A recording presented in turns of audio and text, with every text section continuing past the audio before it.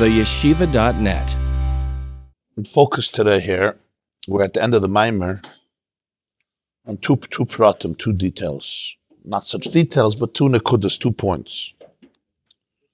First is the Sefardim and the Ashkenazim that he mentions at the end. And the second is the Oiris and the Kalim, the Oiris of Toyu and the Kalim of Tikkun.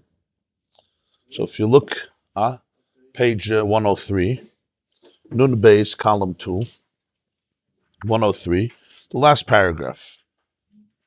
I read it last week, but it was part of the bigger structure, so we didn't focus so much on it. I just want to point out a few inyanim here, a few points. 1, 2, 3, 4, 5, 6, 7 lines from the bottom. Nun Beis, column 2, or page 103. V'lechein b'tfilin shel rosh nechleku Sefardim v'Ashkenazim im yivarchu ala bracha miyuchedes mipnei sha'makiv d'tfilin shel rosh gavoya ma'od al kein minig Sefard shaloi levarach the svira lehu she'iyab shalom hamshech ha'makiv ahu v'Ashkenazim svira lehu di'yicholim lahamshech. He's talking about here the mouth, the power of dibur, of speech. In the writings of the Arizal, as he says earlier in Priyetz Chaim, it says that in a mitzvah there's 2 parts. There's the mitzvah and there's the bracha of the mitzvah. The mitzvah itself, as we know, is min ha-Torah, at least many mitzvahs. The bracha is not min ha-Torah. It doesn't say anywhere in Chumash to make a bracha. You have an exception. You have birchas ha-Torah, the blessing before learning Torah. Kishem Hashem ekra havu goydel elekeinu. And you have birchas hamazon, v'achalta v'savata uveirachta. But most of the blessings that we make for mitzvahs, besides learning Torah, is not min ha-Torah. It's midirabbanan. And the Chazal, Anshe Knesset Agdola, or sometimes later, were mistaken for different every mitzvah its own bracha. Tefillin has a bracha, laniach tefillin. Tzitzis has its own bracha. Food has its bracha. There's brachas ha-mitzvahs, there's brachas ha-nenen, there's brachas ha-idah. You put on a mezuzah, you make a bracha. Before b'dikas chametz, you make a bracha. Al bir chametz, before you eat matzah. You make a bracha al-achilas matzah. Before you blow shofar, or you hear shofar, you make l'shma kol shofar. Before Megillah, al-mikra Megillah. What's the concept of the bracha? So he said that the Arizal says in Eitz Chaim that the mitzvah generates the pnimi, and the bracha generates the makif. As he said, right before this argument, ki hevel apeh nasab chinas makif.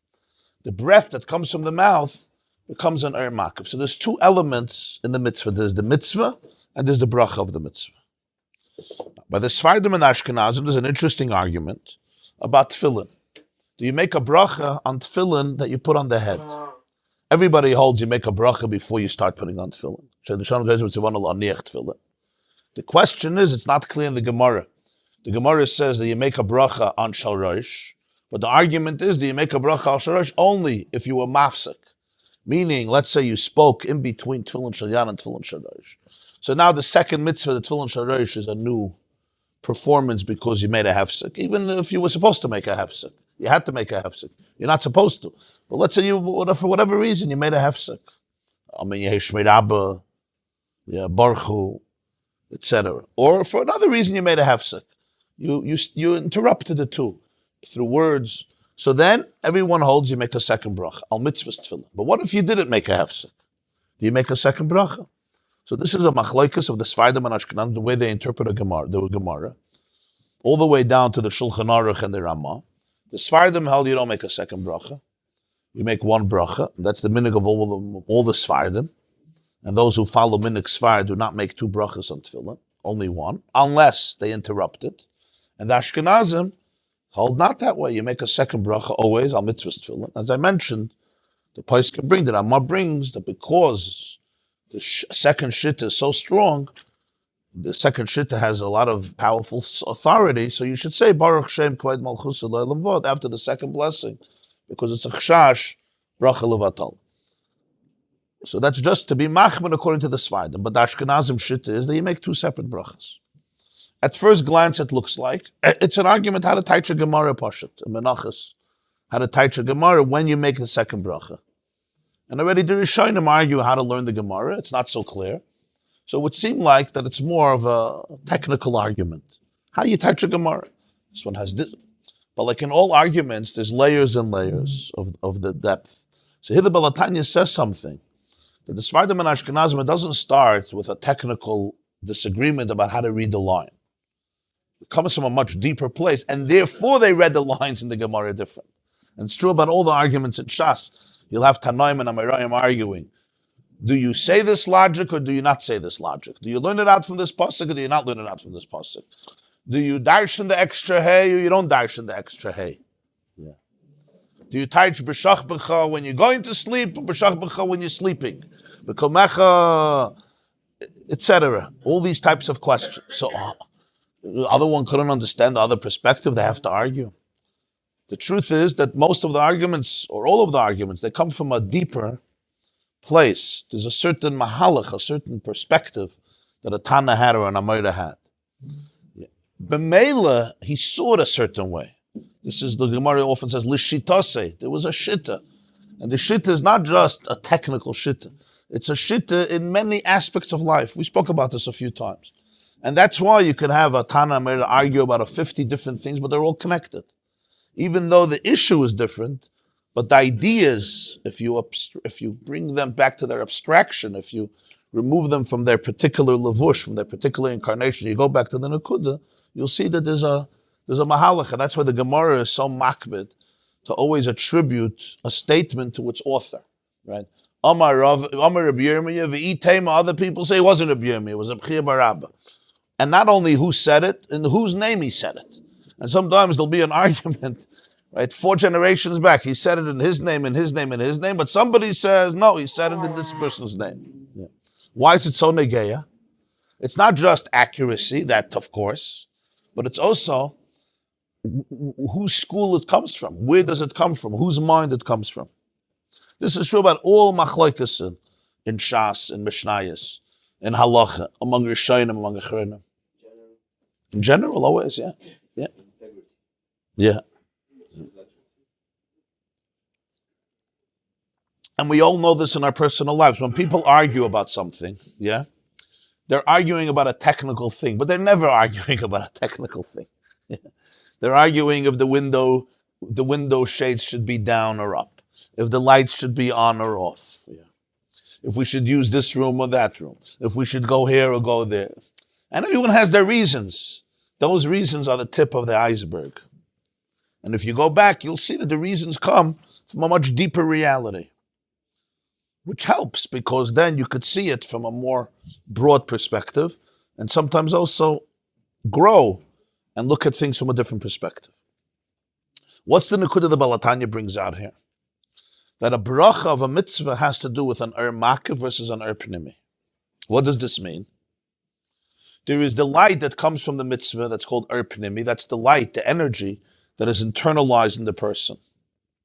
Whether the person is learning Torah or saying benching, or saying Shema, or giving tzedakah, or putting on a mezuzah, or lighting Shabbos candles, or listening to the shofar, or giving tzedakah to a poor person, or doing somebody a favor, or davening, saying Kriya Shema, whatever it is, every mitzvah of the 630 mitzvahs, it brings a certain oir, a certain light into the world and into the person.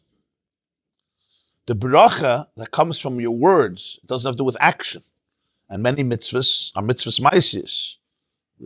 Whether I'm eating a Shabbos meal, or I'm eating in a sukkah, I'm listening to the shofar, or I'm shaking a lulav, or I'm putting on tefillin. But the bracha is always dibur, words. That's how you say a bracha. And the bracha brings makif. Makif is always an that is transcendent. It's above pnimi. Pnimi means that which fits into the character of the person. It's internalized. That's why it's pnimi. Pnimi is the that goes into the pnimius of the keli. The keli is massive, is consistent with the makiv is the that transcends the vessel. Yeah. It's more superconscious or subconscious because it's not limited to the vessel of the person. It's higher. Makiv. That's why it's called makiv. Makiv means it surrounds, above. But it doesn't mean physically in spatial terms that it surrounds above. It means that in Teichen, it transcends what the person could consciously be aware of. And the bracha is an invitation to that makif of the mitzvah. What's the connection to dibur? Why dibur? Why the bracha? He says, the Arizal says, hevel hapeh nasub chinas makif. The hevel hapeh. B'kitzur, we see that speech, words, have a power that is very powerful. And you'll see it, Balatanya says it in Torah, actually, Parshas Beshalach. You see it, for example, somebody who's teaching. You could prepare a shir. We learned this also in the summer in the Maimah of Rabbi Hillel. You could be teaching, and you prepare the shir, and you know it. This happens all the time to anybody who's involved in this type of work. While you're saying it, as you're saying it, somehow new ideas emerge that hours and hours of preparation, of thinking about it, of learning it, of harving in it, didn't give you.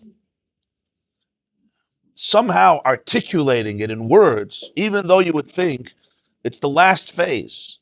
This should not be the main thing. The words are just afterthought and after understanding and after experience and after emotion and after cognition and after processing inside. Now you're just saying it. Dibur touches a place that is very deep in a person. Words, which is the real reason for this is, we learned then in the Maimah of Rabbi Hillel, no, it's Seifim betchilasan, that dibur, which is the first stage where it's going to somebody else outside of you, touches a place in you that you're unaware of. And it elicits a new force of energy or clarity or depth that you couldn't precipitate and have before on your own. This is just the koyach of dibur. And you'll see, every person, while they're teaching, not always, but very often, as you're saying it, there's a new insight, a whole new perspective, a whole new depth that you didn't even realize before. Somebody has to be listening when you say it? Yeah. It's also true that when you say it to yourself, it's more powerful than when you think it to yourself. Right? Because when you're forced to articulate it, even to yourself, it's much more powerful. Like, sometimes you have to say something, yeah? Don't just think it, say it. Say it. Say it to yourself, and you'll see often you'll get stuck. It'll challenge you to make it clearer, because to get it from machshava to dibur is a very serious journey. It's a serious journey. It requires a lot of tzimtzum, requires a lot of articulation. So that's also true. And that's the first reason why dibur has this power, because it articulates it. It forces you to structure it much more. Machshava is still elusive. You know, you could think, and everybody knows when you daydream, yeah? If anybody's daydreaming, you could testify right now. In 60 seconds, you could cover something that it takes 2 hours to say.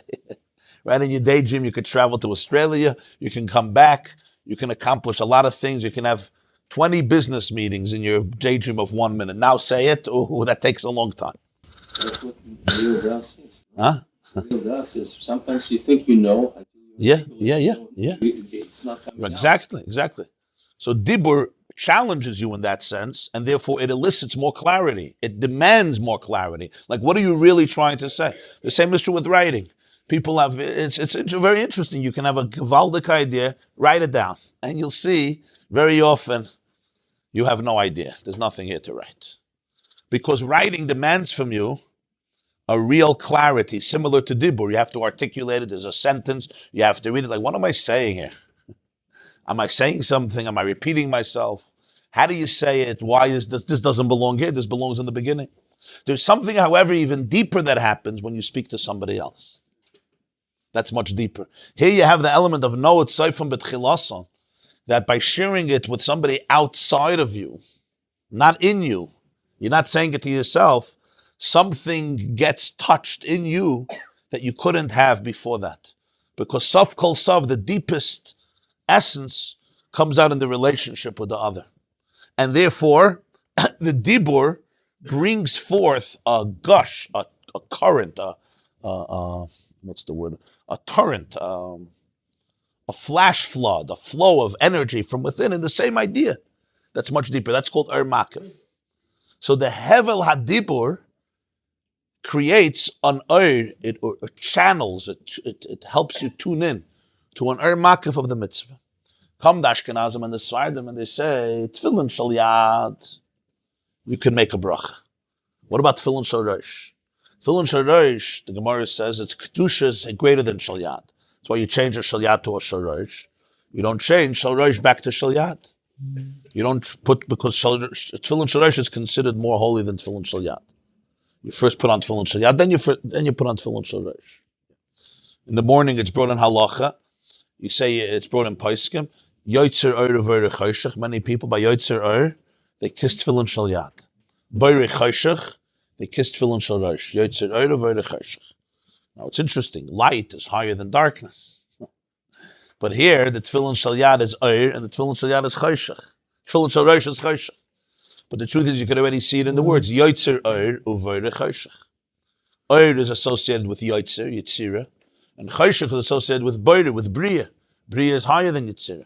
The answer, of course, is that the darkness here is much higher than light. The reason it's dark is because it transcends the light and therefore it translates into darkness. It's like when the teacher is communicating a profound idea that is beyond your kalim, it translates as darkness, not because it's really dark, but because my vessels are too limited to appreciate it, so therefore I call it darkness. I'm in the dark. So sometimes I'm in the dark because there's no light. Sometimes I'm in the dark because there is so much light. And I can't grasp it. Sometimes somebody tells you more than your kalim can grasp, which may be the greatest favor for you.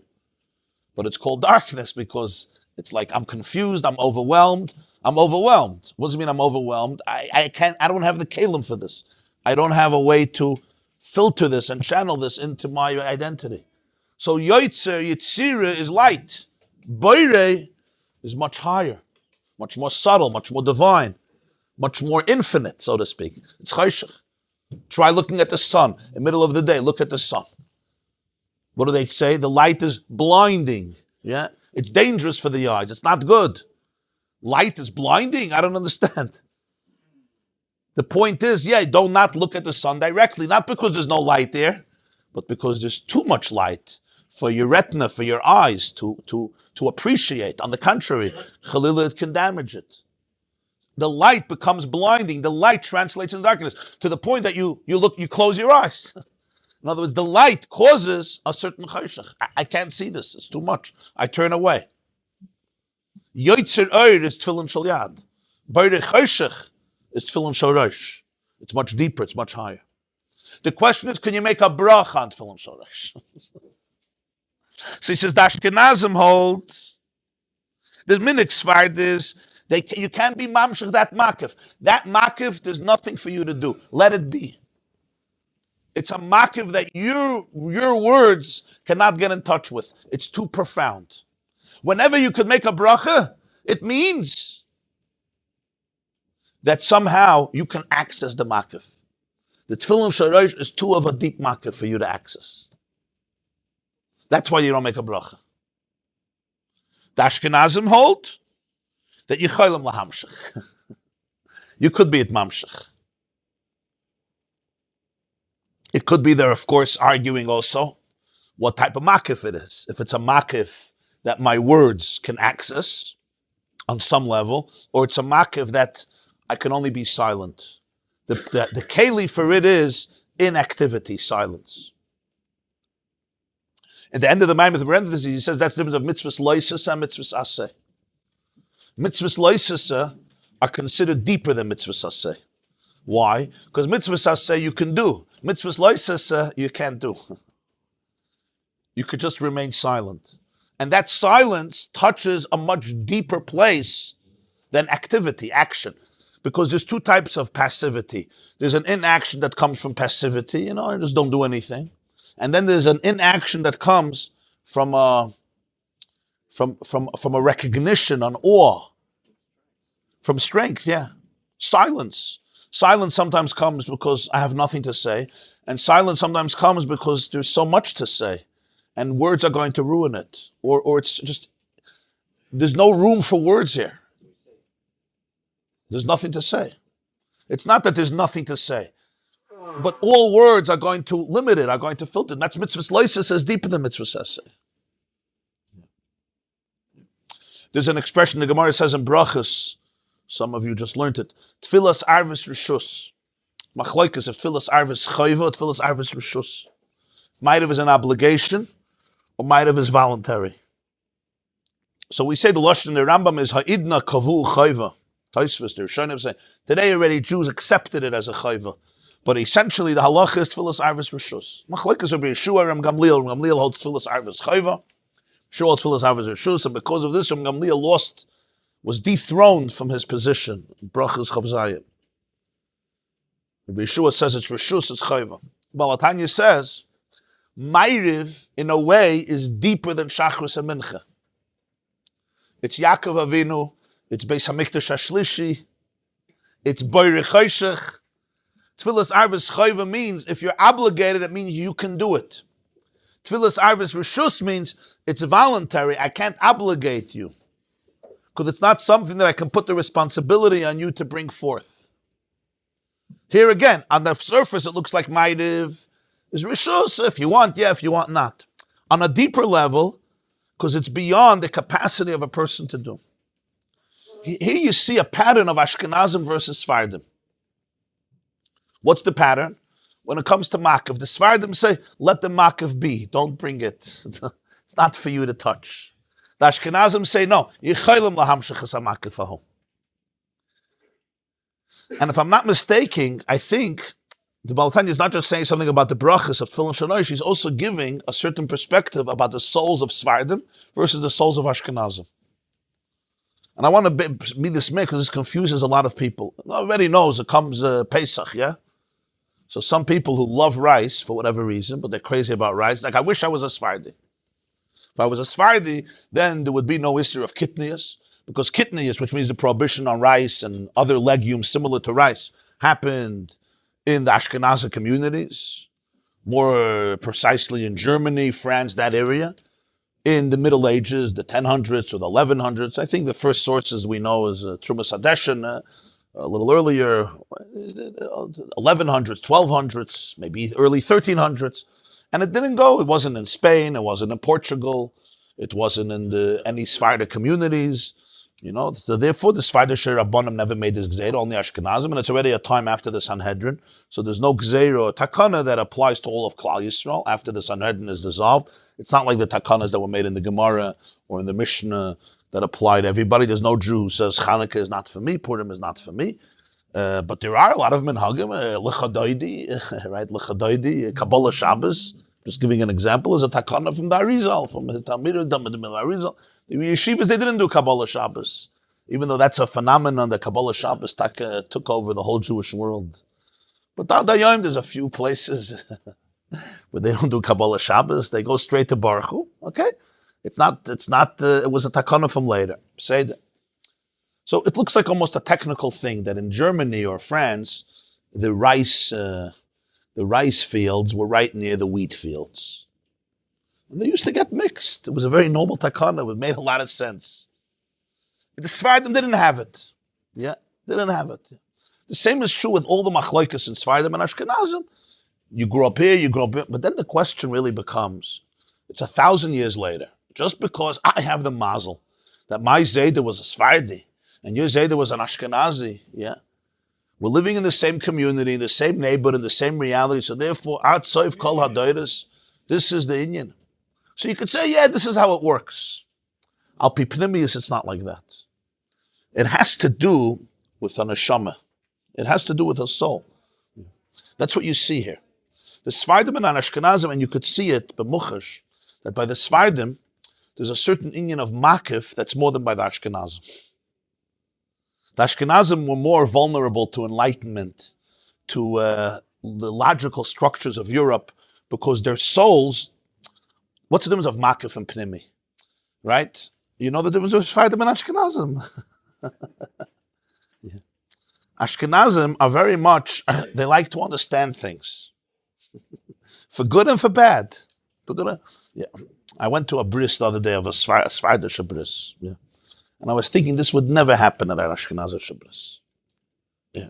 Now there's a bris, everybody's quiet, they wait for the baby comes in, kvate, moil, baruch haba, they finish, mazel tov, mazel tov, mazel tov, mazel tov. Yeah. As far as the bris, the baby came in, everybody sat down on the floor. Everybody was on the floor.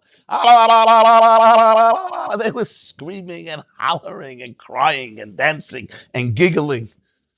There was a certain freedom of uninhibitedness, expression. Ashkenazim have a very hard time with this. Go to an Ashkenazic bris. Go to Ashkenazic shul versus a Sephardic shul.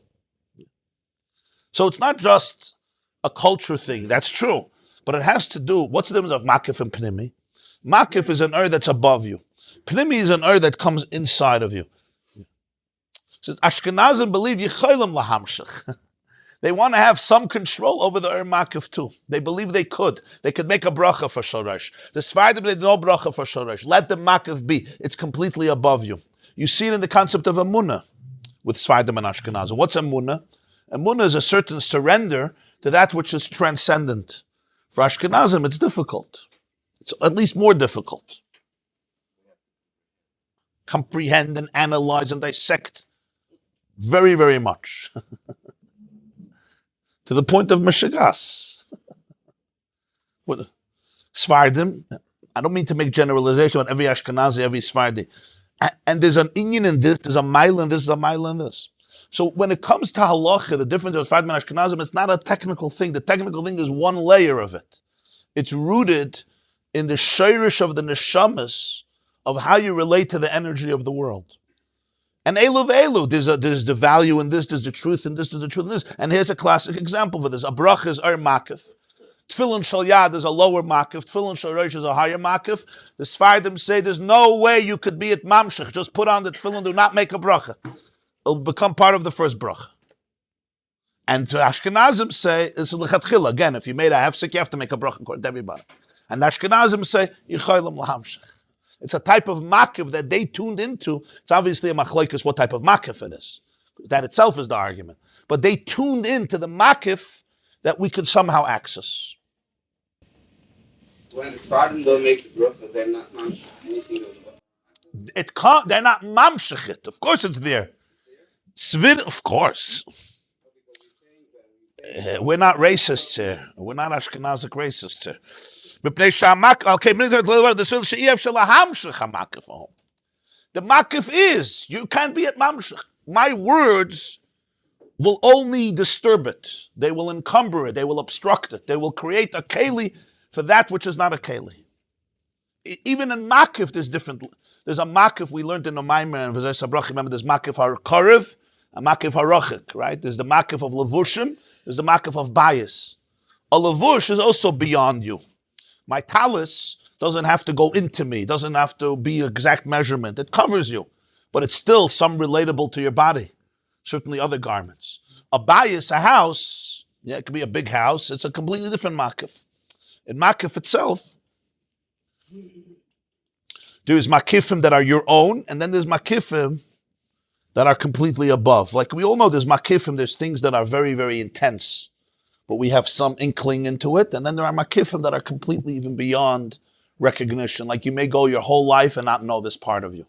There's parts of your subconscious, to use psychological language, there's parts of your subconscious that somehow filter into your consciousness at some point or another, at least a glimmer of it. Both positive and not, both ways. But then there's parts of you that you're just, you're clueless. And it's maybe good that way, because it would be too much. There's certain things, your brain just closes the lid. This is not coming to the fore. It's a different level of makif. It's just a different level of makif. So this is the machlokes of Sefardim and Ashkenazim that he brings in. Yeah, by Sefardim you see a lot of zgulas, you see a lot of brachas. In the Chanami, you see a lot of, by Sefardim, a lot of amunas tzadikim, right? You see by Sefardim very strong. Yeah. You saw by Sefardim also the haskalah of Europe, the enlightenment of Europe didn't affect them the same way. Reform, conservative Judaism didn't hit the Sephardic communities. Why not? What's reform? Reform is we're going to reform Judaism. We're going to make it beautiful. We're going to make it work. Some of them had very good intentions. They felt in Germany of the 1800s, the first Reform rabbi was a man named Abraham Jacobson, the Zayda. I'm just joking. Same last name. I think in Hamburg, he opened up in 1800 or 1808, the first Reform you know, what some Rabbanim called cathedral, yeah? With the organs and the choirs and the rabbis dressed like the galachim and the sermons, etc. Right? A lot of them had good intentions. They said, listen, there's a new generation. Napoleon destroyed the ghetto. We have to fit in. We want to be good Germans. Anti-Semitism will cease. You got to change things. You got to make Judaism that makes sense. It works. It fits into the culture. Take a Sefardi to a Reform synagogue. He'll run away. Maybe he won't do things on Shabbos that you have to do. But if you're taking me to a shul, take me to the real thing. Don't manipulate it. Huh? Yeah, not if you had a chinuch, I'm saying. But it was ground that was more fertile. It was more fertile for that type of change. Because it has to make sense. It has to be internalized, which has tremendous milas. You know, there's the Ashkenazic way of learning and the Sephardic way of learning. Also very interesting. Sometimes Ashkenazim will go into the world of pilpul in ways that Sephardim will not do it. Ashkenazim will make themselves crazy. Right? They'll analyze and dissect in ways that Sephardim often, it's a different... Nusach HaTfilah. Nusach HaTfilah is very different. So the Nusach HaTfilah, okay, so this is already on a much deeper level, but the changes of Nusach Sfard and Nusach Ashkenaz are all connected to the difference in the Zaydas HaMizrach. Yeah. In Sfard Gufa, there's a lot of Nuschayas. Here he's bringing out one nekuda that you see about how they dealt with Makif. Fascinating nekuda. And because it's taka different neshama, so then sometimes you need a different avodah. It's not a bad or good. That's what we say. Elu ve'elu divrei. This is machlokes of Rishonim. It's not elu ve'elu divrei lekim chayim. There's a nekuda in emes in this and an emes in this. You go through all the argument between Sefardim and Ashkenazim. It does not begin with a technical thing. If they lived here, they lived there, and therefore this happened, and the rabbi decided to be machmin, and here he decided to be mekel, and he decided to, because you get to eat rice for Pesach, you have to get up Rosh Chodesh Elul for slichas. You know, quid per quo. You can eat rice, but you can't sleep a whole Elul. We can't eat rice, but we could sleep till 2 days before Rosh Hashanah. As somebody once told me, he says he wishes he could swap. He would give up the rice, and he would love to sleep a whole Elul.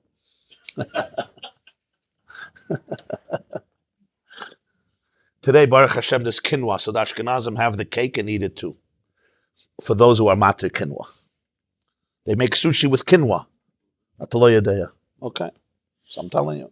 They make sushi with quinoa on Pesach, so those who are matir quinoa, plenty of people are matir quinoa, so the Ashkenazim have the cake and eat it too, and don't do slichas in the month of Elul. We're getting away with murder again. Huh? The world of poetry by the Sefardim was incredibly more powerful than the Ashkenazim. If you study Spanish Jewry, yeah, most of its greatest poskim, a lot of them were also tremendous poets. And it's incredible to read their poetry. There's 3 books called Kol Shirei Rabbi Yehuda Halevi. Rabbi Yehuda Halevi was considered one of the Gdolei Hadar. Rabbi Yehuda Halevi, he wrote the Sefer HaKuzari. And the poetry, never mind the Even Ezra and Reb Shlomo Ibn Gabirul, Moshe Even Ezra. The Sefardim, they had this sense for poetry. And so again, you could say they were in Muslim country then, before the Christians took over, and the Muslims were much more cultured and much more developed, and they were into architecture and mathematics and philosophy, as the Rambam himself says, and the Rambam was influenced by it. Yeah, it's all true. They lived in, but all of this is part, it's not a mistake, it's all part of the providence of the journeys of their souls and the missions of their souls. I'll give one example that I heard once from the Lubavitcher Rebbe. He said it in the name of Gdolei Yisrael. I think the Ostrovtzer Rebbe writes it, and it could be even earlier, but I think it comes from Rabbi Chiel Meir of Ostrovtzer, Meir in Chachamim. I think I saw it once. There was a Psarov in Varsha, I think Rav Feivelson also says it. The Rebbe said it over from previous Gdolim. Fascinating thing. Also very encouraging. He said that it's known by the Ashkenazim that Rabbeinu Gershom is called Ma'or HaGoyla, the light of the Golos, the light of the exile. Why is he called Ma'or HaGoyla? Because he was the light of the exile. He lived in Mainz, in Germany, the 900s, the 1000s, and he was considered the Rosh HaPoiskim of Germany, so he's called Ma'ir HaGailim. But the question is, why did he get this title, the light of the exile? The Rashi didn't get the title. The Rambam didn't get the title. The Mechaber of Shulchan Aruch didn't get the title. Rabbeinu Gershom was certainly big, but the title, the light of the Golus. So he said Rabbeinu Gershom made two takanas, two famous takanas, among others. One is, you can't divorce your wife, bal karcha. Halachically, you want to get divorced, you give a get. Kiddushin has to be midaita. She has to have consent. A get, you can give. You want, you don't want. Ben Gershom stopped that. There's no such a thing. You don't give her a divorce because you don't want. Because he felt that this is one of these halachas that could be misused, just like with prusible, right? Chazal understood the Torah spoke in a very idealistic fashion. A man doesn't get divorced unless it's... But Rabbeinu Gershom saw that people have moods, and men are men. I'm not going to elaborate at the moment. So he realized, you got to deal with them. You got to deal with them. This is an important distinction people don't realize. Torah speaks to often to a very idealistic person, a very idealistic situation. Just like prusible. Comes Shemitah, you forgive your debts. And then Hillel says nobody's going to lend anybody money. Tikkun olam, etc. These types of things. So Rabbeinu Gershom said, there's no such a thing. Your wife has to agree. I don't want to be married anymore. I want to be free. Yeah, that's what men want. Guy comes to a Rav. He says, "Ich will a get. I want a get." He's screaming. Wer will nicht? You know, the Chacham of the Manashtana, you discovered America. You think you're the only one who has an issue? So Ben Gershom said, no way. She has to agree. There are situations where Bezdin can force him, force her. Situations where people are just behaving in a very destructive, or abusive, dysfunctional way, and halach is going to intervene. Okay. That's one takana. Second takana Ben Gershom made, no polygamy. You can't marry more than one wife. Now, Torah allows polygamy. It never encourages it. Avram was hesitant to take a second wife. Yitzchak never took a second wife. Yaakov only took a second wife because he was deceived. Adam never took a second wife. It's not the path, but it's permitted. Polygamy is permitted. Ben Gershom prohibited it. Now, these were two important takanas of the Ashkenazim. He prohibited it for 1,000 years. He made the takana in 948. It ended in 1948, just for the record. Yeah, 1948. Yeah, the beginning of Even HaEzer, the Poskim in the beginning of Ramon, the beginning of Even HaEzer, 1,000 years not to marry two wives, ended in 1948 because he lived in the 10th century, 948. Of course, in 1948, the Ashkenazic rabbis agreed that it's a good idea to continue.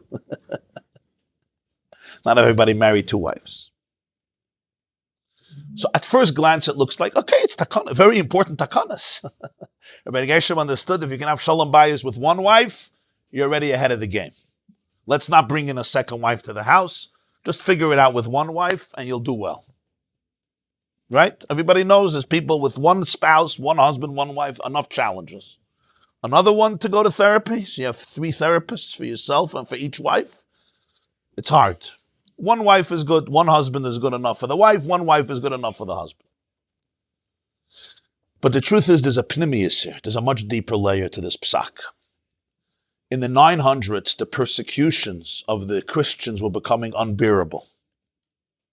And the Rebbe said the consciousness of the Jewish people was shattered to the point that the Christians would always say, God chose you and he abandoned you. This was one of the big things the Christians would say. God chose you and he abandoned you, threw you away. He divorced you. Look, you're the chosen people.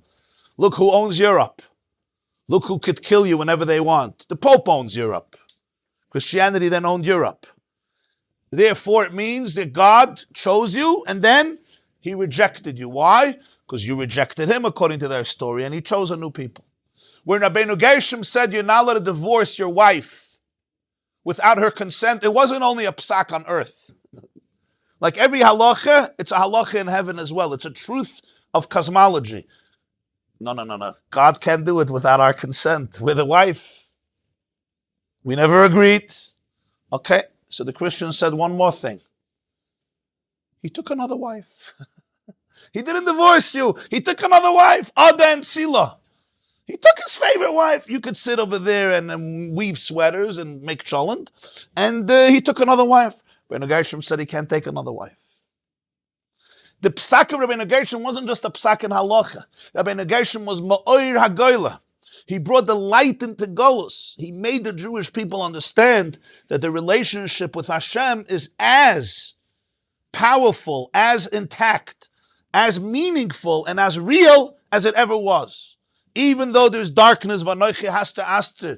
Vanoichi aster. They shouldn't think for a moment that the relationship is compromised even a bit. It's the same marriage, it's the same love. Zacharti lachesed nurayich avas kluloi sayich. It has not been diminished a bit, even if it's a challenging situation and many sometimes challenges that they don't understand. They shouldn't think there was a divorce or that there was a second marriage. Am zu yatzarti li teilasi yisaperu b'ni b'chori Yisrael ahafti eschem amar Hashem is unchangeable. The Hester Isaac. And it's true in everybody's personal life. Sometimes a person goes through different challenges. The worst thing is to think that you're abandoned. You were thrown away. You were cast away. All the Baal Shem Tov and all this Talmidim and all their Svardim, if there's one nekuda, they don't stop with this nekuda. This Rabbeinu Gershom gave the Jewish people ma'or hagela. These two halachas weren't just technical halachas about marriage. That too, of course, important halachas, not to minimize the pshat. But it was also a light that he brought to the Jewish people. This is what's brought. So he said, what about the Sefardim? Sefardim never got this. So he said, by the Sefardim, they never had the Havamina that God abandoned them. Sefardim never had Havamina. And Taka, in those generations, you couldn't compare the persecutions of the Christians to the persecution of the Muslims. Now history has changed the other way. Right?